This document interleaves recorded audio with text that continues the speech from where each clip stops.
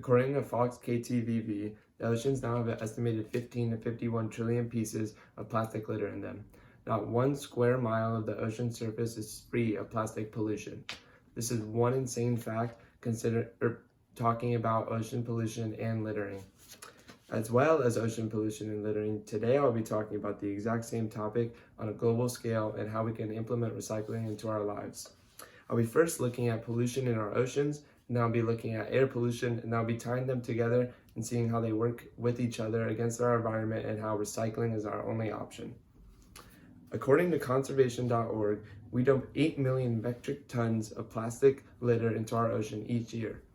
At this rate, by the year 2050, we will have enough plastic waste in our ocean to outweigh the number of fish in our ocean. This is a startling fact that makes me almost laugh because it's insane.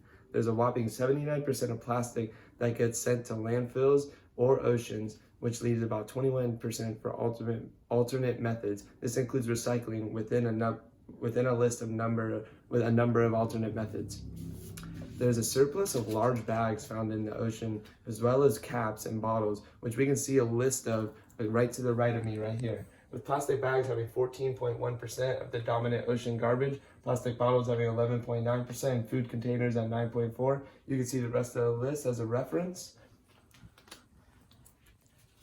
If this doesn't open your eyes, maybe the 5 huge garbage patches that we have in our oceans will. We have this buildup of garbage that the ocean is spitting back at us as a reflection of what we're giving it to our oceans.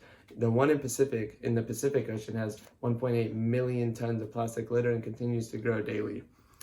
Also, the plastic in the ocean does not only directly harm the animals by killing them and trapping them, it harms them by dissolving and breaking down eventually and getting into the food chain and toxifying their stomachs from the inside. This causes dead zones as well as the lack of oxygen due to our pollution, which is another sign of the ocean giving back to us what we are giving to them. Let's see what we've done legally to stop polluting and littering at a governmental standpoint.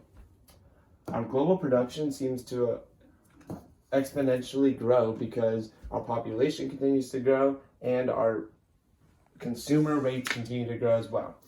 Looking at that, our laws introduced should have grown, but they've only started to grow in 2008 and have never surpassed 50, getting closest in 2016 and only going down since then. Looking at that, we can see legislatively we have not done much to stop littering, and what we have done has not been beneficial enough. Moving on to my next point, the plastic that is not sent to the ocean or the landfill is about 5.6 million tons, or 14 to 16% of all the waste each year. These are releasing toxic gases like mercury, furans, dioxins, BCFs, and others into our environment, which are posing a threat to vegetation, animal, and humans.